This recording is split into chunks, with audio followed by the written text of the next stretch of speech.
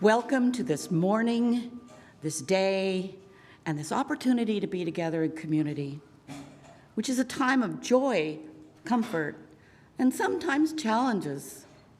This Unitarian Universalist congregation is a place where we come to learn more about being human. We're not here because we've figured out life's questions or because we think we've got it right. We come here to learn more about being in relationship together, how to listen, how to forgive, how to be vulnerable, and how to create trust and compassion in one another. Let us move into worship, willing to be authentic with each other, honest within ourselves, and opening to connection in all its forms.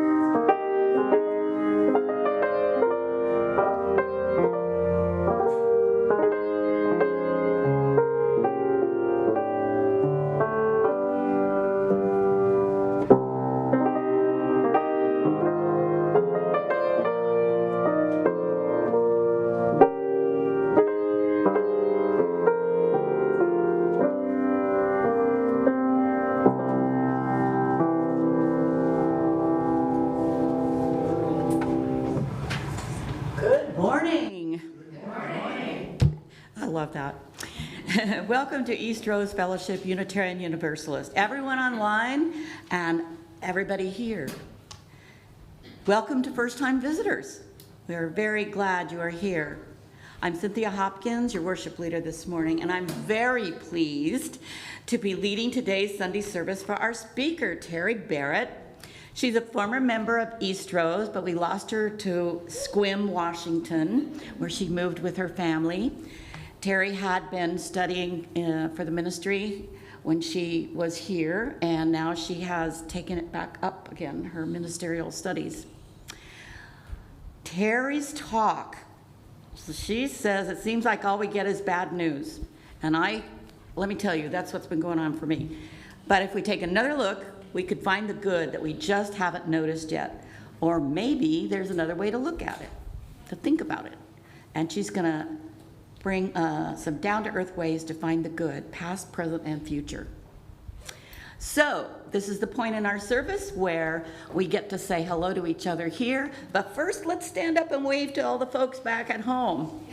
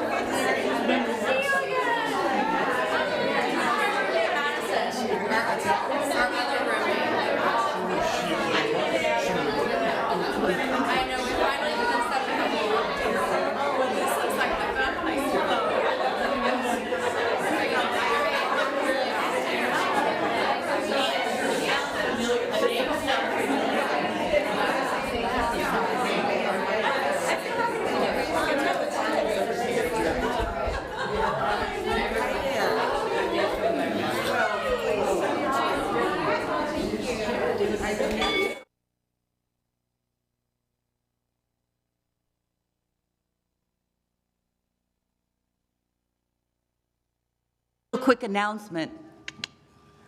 Oh, I guess I'm going to say it. Yes, So today is the day ending of the canvas. For those that don't know, the canvas is something we do every year to put in our pledges for the year for the church. We are sustaining, self-funding ourselves. And so if for some reason you didn't fill out your pledge form, we have extra ones, you can turn it in today. But I felt it was pretty successful. We had several people that helped out in many ways, calling people, putting together the flyer, information, doing the testimonials weekly. We had different people say what Eastrose means to me or to them. And last Sunday we got together in groups and we wrote down things about Eastrose, and I'm going to pull them together. They're sitting on my desk. Pull them all together, give that information to the board, and also to our new minister who is coming in the summer, Reverend Robin Zucker. So anyway, to celebrate that, I just got a cake from Costco. And so after service, when we have coffee, we'll bring it in here and everyone can have a piece of the wonderful cake. So. See, I wanted her to say that now so you all stay. Yeah, so anyway, great. I want to take time to acknowledge the land that we are on right now. Eastrose is located in the homeland of the Upper Chinookan people, whose territory once spread across the life-giving plains and wetlands of the Wapato lowland, along the Great River between Troutdale and Kalama. We acknowledge in particular the Multnomah and Shahala bands of Chinooks. These peoples live among us today in cities, towns, villages, farms, even military bases. Many Chinooks are dispersed across Northwest reservations. They live near the mouth of the Columbia River in Portland, across the country, and even throughout the world. Although they have a distinct identity and a very well-attested history, the Chinooks are not formally recognized as a tribal nation by our government and request our assistance in moving recognition forward. And you can go online to find out how you might be able to help in that way. For our online guests, if you would like to share a joy or concern when it comes to that part of the service, please write it in the chat, and our office administrator, Sherry, will bring it up to us at the proper time so that we can share with everyone. Also, we do have several children here today. Wonderful. And I know many of them are going to go back to classes, but you all should know and share with people who have little children and are concerned about coming here. We now have a TV in our nursery room. Now it's up on the wall and you can just click the remote. It's gonna get you right into our YouTube channel and you can see the service from back there if you need to take your little one back to run around a little bit and play or rock in the chair. So thank you. Thank you, John, for setting that up for us. And now we will observe the UU ritual of lighting of the chalice. Terry will do the lighting.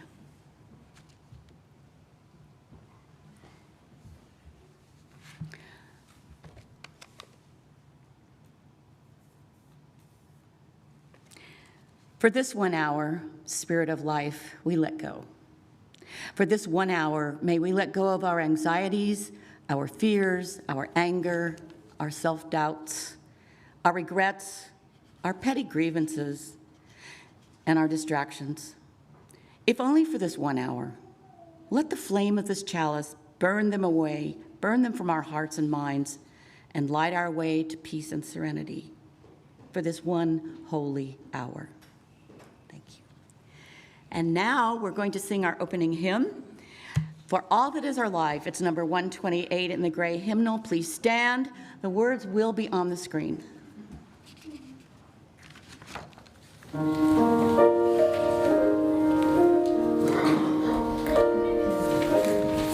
that is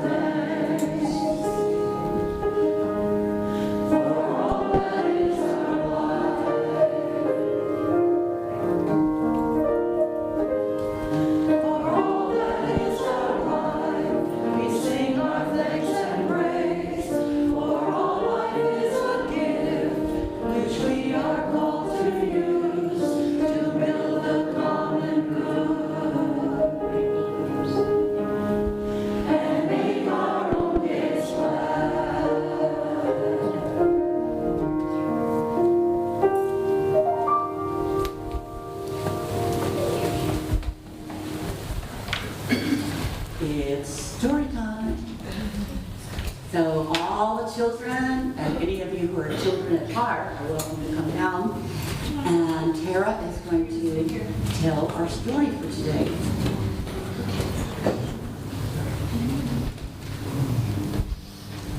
Okay. Have you guys ever watched the news on TV before? No.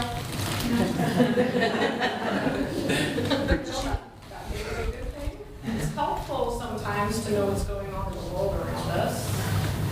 But on the other hand, sometimes it seems like there's an awful lot of bad stuff on TV. So our story today is about how that can feel sometimes. But before I start reading it, I wanted to share a quote from a very wise man who lived when I was a little girl, and many of the adults here in the congregation. His name was Mr. Rogers. Have you guys heard of Mr. Rogers before? No. No? How about Daniel Tiger? Yeah. Okay. Well, you may have heard this quote. It's very famous. And in fact, a character in this story tells the main character to look for the helpers. So what Mr. Rogers said was, when I was a boy and would see scary things in the news, my mother would say to me, look for the helpers. You'll always find people who are helping. To this day, especially in times of disaster, I remember my mother's words, and I'm always comforted by realizing that there are still so many helpers, so many caring people in this world. So our story today is called The Breaking News. It's written and illustrated by Sarah Lynn. I remember when we heard the bad news. Suddenly, Mom is glued to the television. Dad can't stop checking his phone. They whisper, and I pretend not to hear.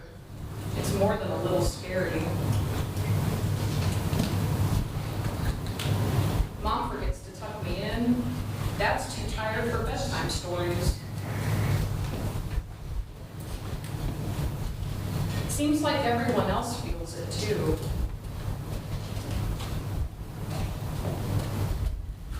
At school, my teacher says to look for the helpers. Even when the news is bad, you can still find good people trying to make things better in big and small ways. I want to help in a big way. I decided to put on the funniest show ever to make everyone laugh again. But the grown-ups don't feel like laughing.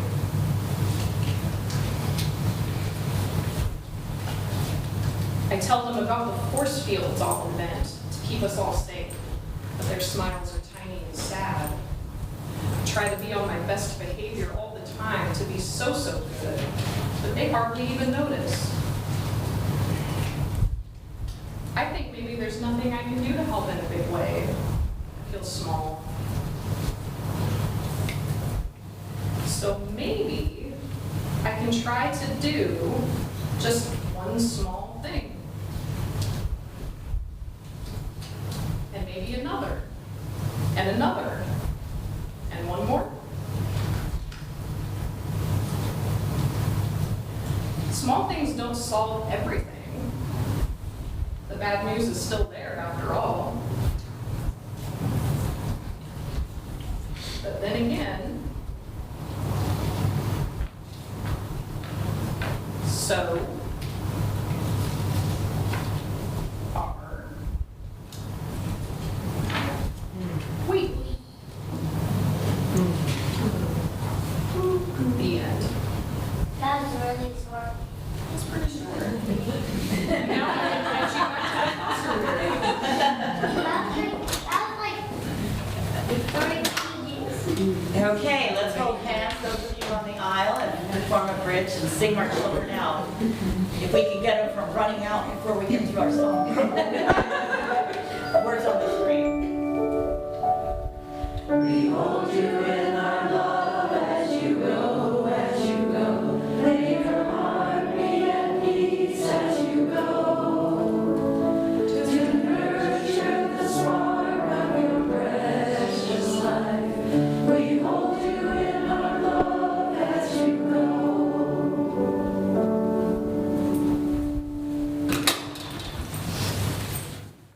Our reading for the offering today is by Kayla Parker, entitled A Greater Good for Ourselves and Our World. We know that our financial contributions to this congregation come from sacrifice and hard work. We are grateful for this and commit together to ensure the funds we gather collectively do a greater good for ourselves and our world than they could have done alone. May there be an offering to sustain and grow the life and mission of this congregation. May we give in love and hope. Half of each week's Sunday collection here at Eastrose is shared with a local nonprofit. For the months of April through June, we share with East County Rising Community Projects. This is a grassroots organization energizing East Multnomah County residents to create equitable, livable communities centering underrepresented and marginalized peoples. Their vision is a vibrant, sustainable community with equitable opportunities and where all of our needs are met. If you are a first-time visitor, please let the basket pass you by. You're our guest today. We now gratefully receive the gifts of this congregation.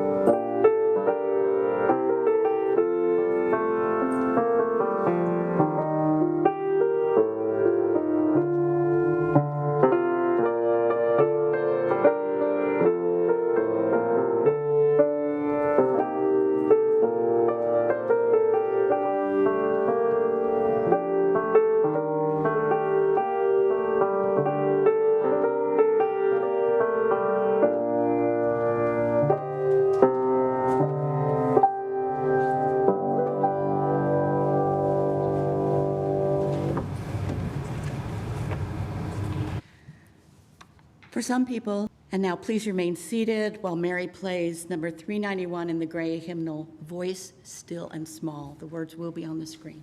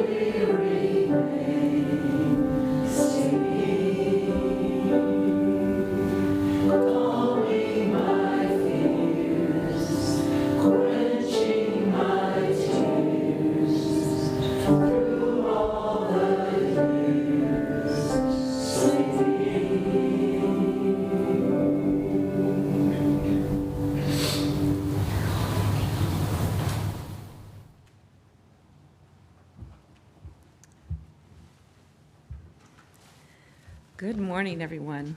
Good morning. So glad to be here with you. Well, could be good, I titled this. During World War II, there was an American radio commentator, Gabriel Heater. Don't know if any of you know of him, but the minister up where I'm at now, she remembered him when I started this talk a while back and said I was going to write about good. She said, oh, you know, there was this radio commentator that we used to listen to when I was a kid at dinner time. We'd listen every day, and he'd start out his commentation with, well, there's good news tonight. And he would tell you what was going on with the different branches of the service and all the good things that were happening and the progress that was being made. So during something terrible, there was a light shining there with that good news tonight. And I looked him up and found out that's just how he was. He was a really positive guy that That's how he was in the world. So it was a really nice little thing to connect with that I didn't know about him before. So what does our good look like? When you think about your good, what does it look like? It seems like it's kind of natural to always be kind of afraid of, I don't know about you, but like if something is too good, you kind of go, uh-oh, what's going on? I better watch out, something's coming. I think that's a natural instinct to protect ourselves. It's kind of built in that, always be watching for the bad thing that's going to happen. But when you think about your good, what does that look like to you? We all have these thoughts and experiences that can influence how we see things. There's an ancient Chinese parable about a farmer that you've probably heard before. He's out in his field and he's just not being able to sleep at night. He's in such woe about how bad things are going. His farm is failing. He's worried about his family. Everything's wrong. So he seeks out the sage to go and talk to him, and he tells him all the things that are going on, and the sage says, oh, could be bad, could be good. Well, how could this be good, he thinks. And he's going home and worrying about it, and he goes to bed that night, and when he wakes up in the morning, there's this wild horse in his yard, right in front of the house, and it's this beautiful stallion, strong horse that now he's got the power to, bring it to do the work in his fields and stuff so much easier. So he decides he's going to go invest all of his money in seeds, the money he has left in seeds, so he can really increase his crop, because he's got this great horse that's going to help him with all the work.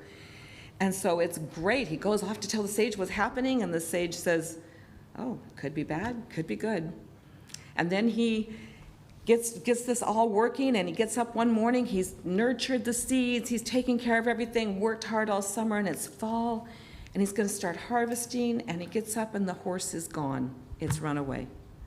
Oh no, how am I going to take this? How am I going to get this harvested? So off he goes to the sage, and he tells him his woes and how bad it is, and the sage says, could be bad, could be good. Similar to be that sage, huh? So as he's getting all worried about this, he gets up this next morning, and now the horse is returned, and he brought with him this beautiful mare. Now he's got 2 horses to do the work with. So he's really excited about this, and he knows that, with the pair, they can reproduce and have offspring now, so that's good too. This is really great. Off he goes to the sage to tell him the good news, and the sage says, could be bad, could be good. Well, his son is on the horse, helping him with bringing the harvest, and the horse bucks him off, and he breaks his arm. Now the farmer's worried about his son with this broken arm, and off he goes to the sage. The sage says, could be bad, could be good. Well, then they realize the country's been in war. Out comes the recruiters for the army. Every able-bodied young man has got to go off to war, but he's got a broken arm, so he can't go. Could be bad, could be good. So that worked out pretty good for him. So what perception are we coming from when we think about good? It makes all the difference, doesn't it? If you're expecting or perceiving that things look a certain way, you listen to the news, where is our good news coming from? I don't think it's coming from the local stations. Sometimes it's easy to want our good just to show up neat and tidy.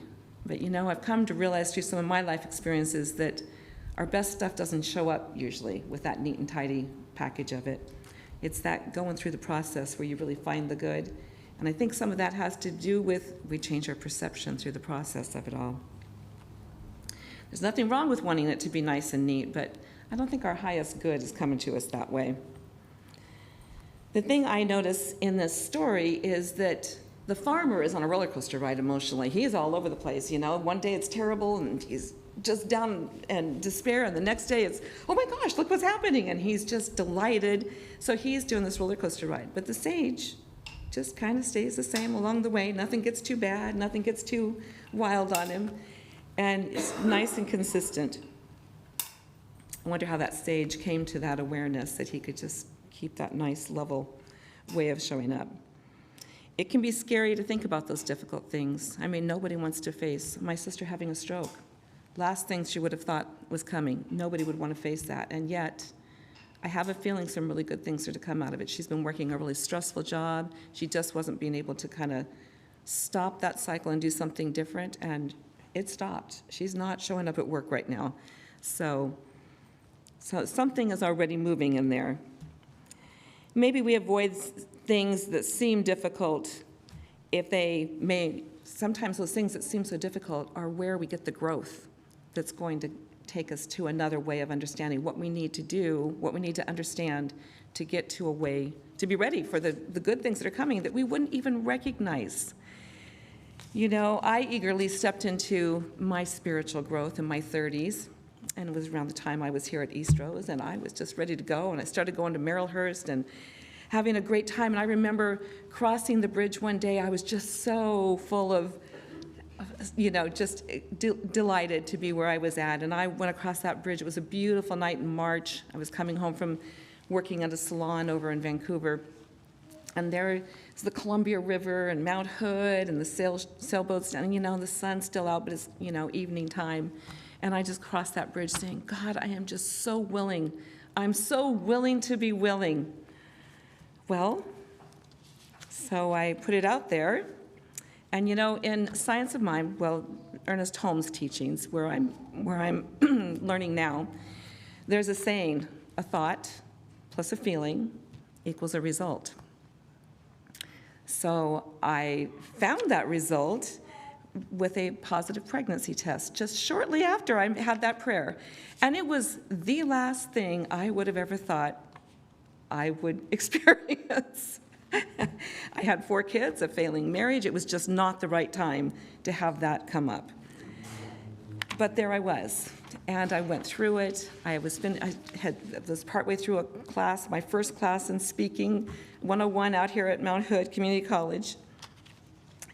And so on we went through the whole thing, and I got a chance to have a new perspective. I got some help with getting a new perspective right after that diagnosis of Down syndrome came with that new birth.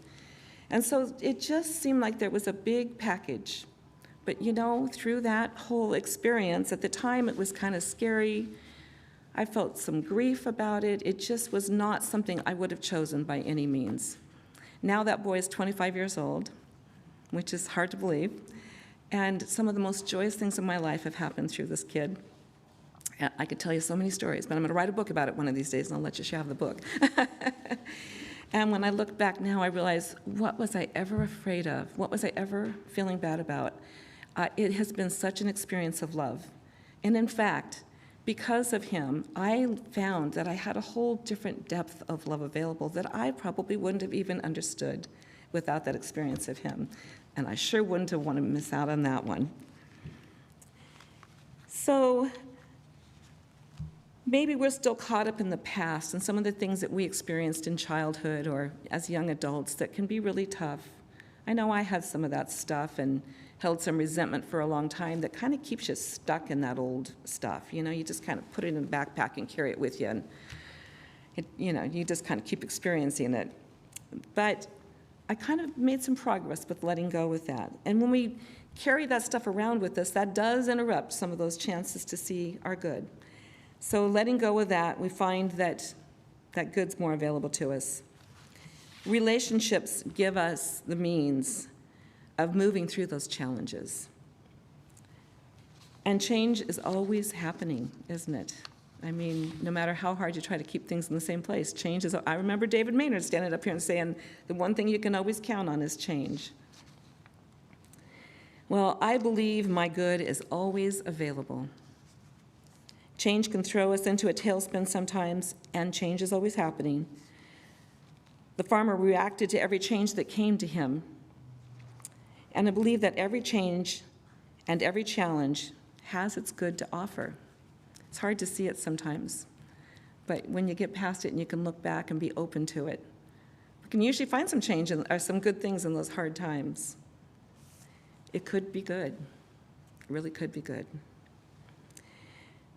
We have something to do with that by the attitude or perspective that we're taking that into that experience.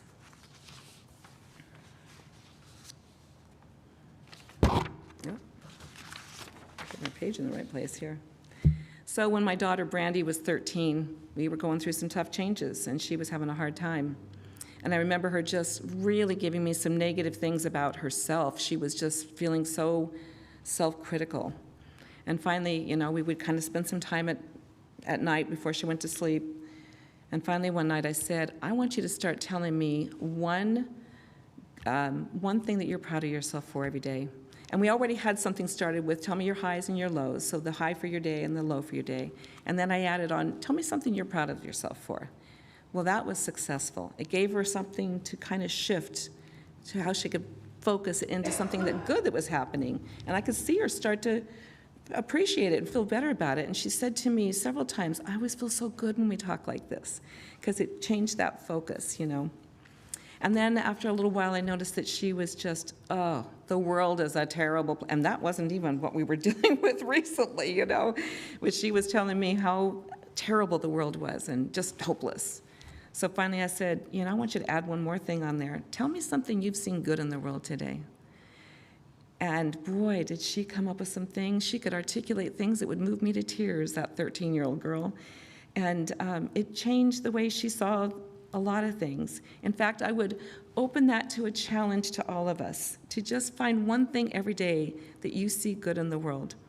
And I wrote this talk up a while back, but it's interesting how the world just kind of will show up for you. The thought plus a feeling equals a result. If I'm thinking really miserable thoughts and, and feeling not so good, that's the stuff you see. I don't think it necessarily means that that's what's happening so much as that's what you're drawn to seeing. And when you change it around to, I'm looking for the good here, it changes how we're experiencing it as well.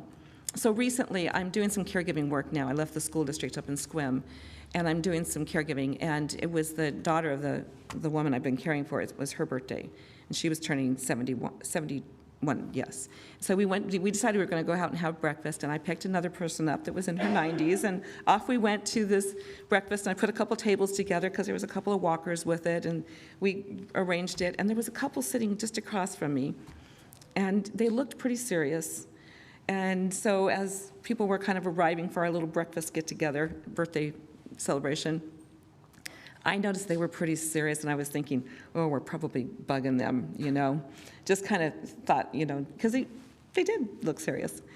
And so they were about done with their breakfast, and we had just ordered, and so they left, and the waitress came back and said, oh, by the way, your breakfast has been paid for the four of us. And I said, what? And I said, what happened? And she said, well, an anonymous person paid for the breakfast. She said, it was that couple that was sitting right there. And I just thought, boy, did I misjudge that one. But talk about a wonderful reminder. There is a lot of good in the world. And it's just so nice to take a breath and just notice it sometimes, because there's some good things going on out here. And the relationships we have, whether it's with people or with animals, that's one of the places where we really have a chance to really give and take and participate. It supports us. Now, through these last 3 years, a lot of people have had a lot of isolation.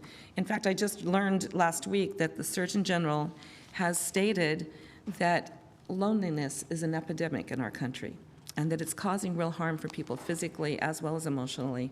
So, that's one place we can really watch out for each other too, is just, people that are lonely. Maybe make a point of having a conversation or a phone call with them. Well, so these relationships are so important. And I came across one day a movie on Netflix. So if you haven't seen this, you might really enjoy it. It's called Little Boy. Anybody here seen that one on Netflix? Oh, it's such a great story. So we started out talking about Gabriel Heater in World War II. Well, this takes place during World War II. And it's a family that's in O'Hare, California, which I think is a fictitious name. But this little boy is, telling his story, and he was always small for his age. And he talks about, the first person in his world that was his best friend was his dad. His dad was everything to him. They played and they enjoyed things, and his dad got him a comic book called Ben Eagle. And Ben Eagle was a magician, and he would say, he and his sidekick would go out and do these rescues and different things, and he'd say, do you believe we can do it? And the sidekick would say, I believe we can do it. And off they'd go, and every time they'd succeed.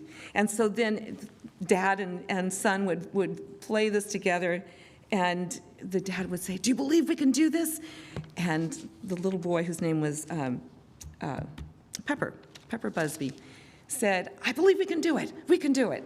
And so, they just had the greatest time with this until the older boy, London, who had planned to join the army and enlist for the war, went to do his physical and was not accepted. That meant the dad, I don't know if there was a rule, but in the story, the dad had to go, excuse me. And so off his dad went to war. And it was heartbreaking for this little boy to have his dad leave. And in the meantime, there's boys that are, that are really bullying him. Life is pretty tough for him. And so then his dad is in the Philippines and, as a prisoner of war. And it doesn't look like things are going to work out well for him. But in the meantime, he works with a priest there in the town who helps him with a list of things he needs to do, that can be the thing he can do to help this work out, that he can do for himself. So he ends up getting some help from a Japanese-American man who also was having a really difficult time at that time. And together, the story just is the most beautiful. I won't tell you because I really hope that you'll watch it. It's on Netflix, called Little Boy. But this little boy is just, he opens up some good possibilities. Do you believe you can do this? I believe we can do it. So we're looking for the good, and we're finding the good, and I believe we can do it. Fear can blind us to our good. Fear is kind of below all this stuff. The anger, the violence, all of that. Below that is a layer of fear. And when we can come to a place where that fear is not so alive, things start to settle down. People start to feel a lot more comfortable.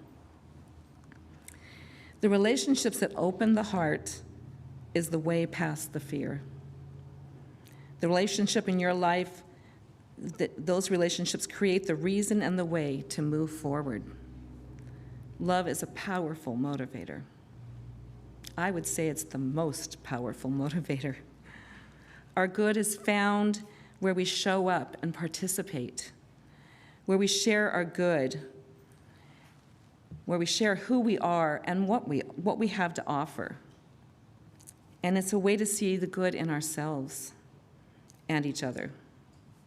Every time you feel stuck, ask yourself, what action can you take to find your good right now? Do you believe you can do this? I believe you can do this. We have our own adventures and experience, and we can show up. So today, I meet my good.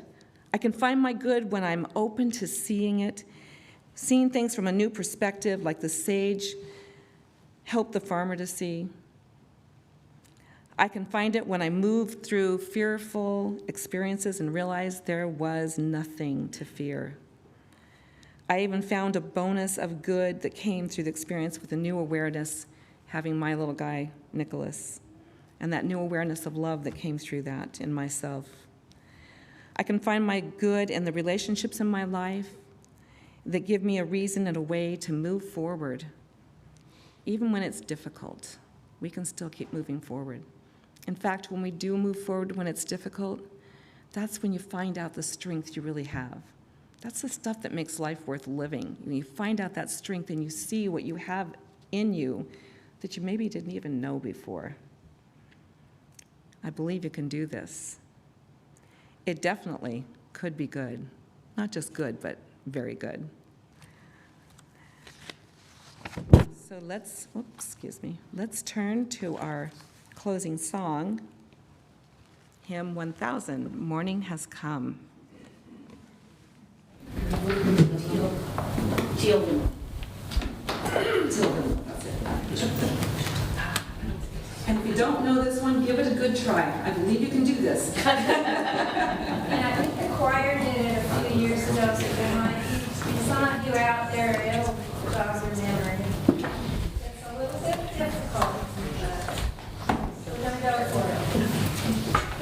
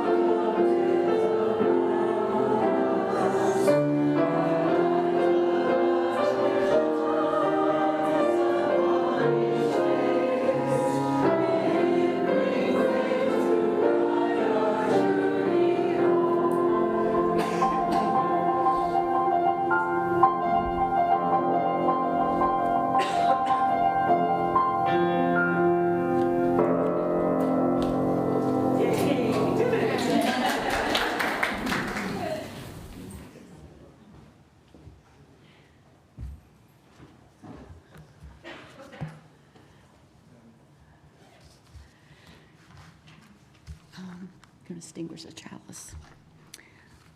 Words for chalice extinguishing are by Amanda Alice Uluhan.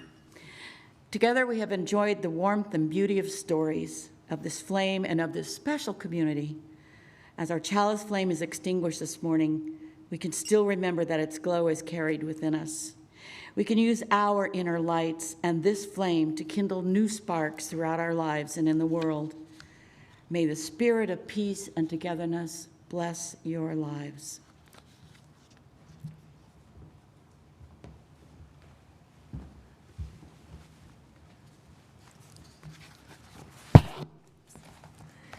For our closing words, I just want to say, we are on an adventure, and each and every day we get to choose how we perceive what's happening.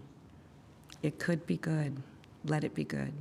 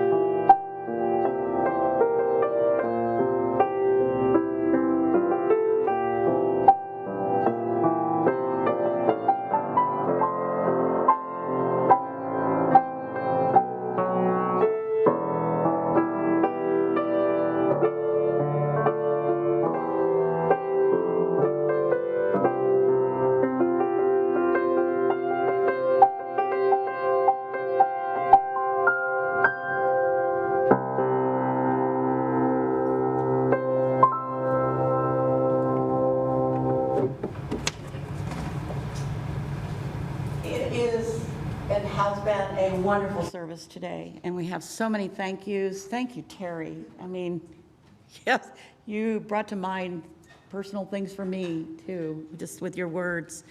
Thank you, Mary, for the beautiful music, John and Dakota for making our multi-platform happen, and our greeters, which I'm not sure who all was greeting today besides Jean, but yeah, she was greeting. And Susie for the cake, yes. Keen for flowers, and also Mary helped with flowers. And I want to tell you about a couple of things that are coming up. One, you're going to hear more about, and you'll get a mailing. June 11th, please mark that. It's going to be a very special service. Phyllis Adams is going to be leading it, Flower Communion, and we're going to have our congregational budget meeting afterwards and elect folks to positions on the board that are being vacated. So really want to come. You'll get more information about that. We also have the wonderful Will Horniak, storyteller, coming here June 17th, which will be just about a week later. And it's an event at 7 o'clock? I thought it was 6:30, 7 o'clock. Here at Eastrose, a free event for families and friends. Bring them all. We'll make a wonderful evening for you. Next Sunday, our speakers will be Deanna and Ryan Hall on finding humanity in our history, and Keen Clay is going to be our worship leader that day. I have an announcement here from, was it Phyllis? You gave me this, right? Yes. At 2 o'clock today, 3 o'clock today, you are cordially invited to join us in the Max Cade German Heritage Hall at the German American Society for the annual spring concert. Liedertafel, is that right? Liedertafel Harmony. This year celebrating our 100th anniversary with beloved German sea shanties. And those of you who have been at Eastrose a long time will recognize the name of this conductor, Owen Hoffman-Smith. Yes, yes, and it's $10 per person, but children 12 and under are free. So with that, our service is now ended. Those of you online, exit YouTube, connect to Cafe Conversations via Zoom. Those of you here at Eastrose are invited to remain and visit and have cake. Yes, hope to see you all next week. Bring your friends, bring your neighbors. Thank you.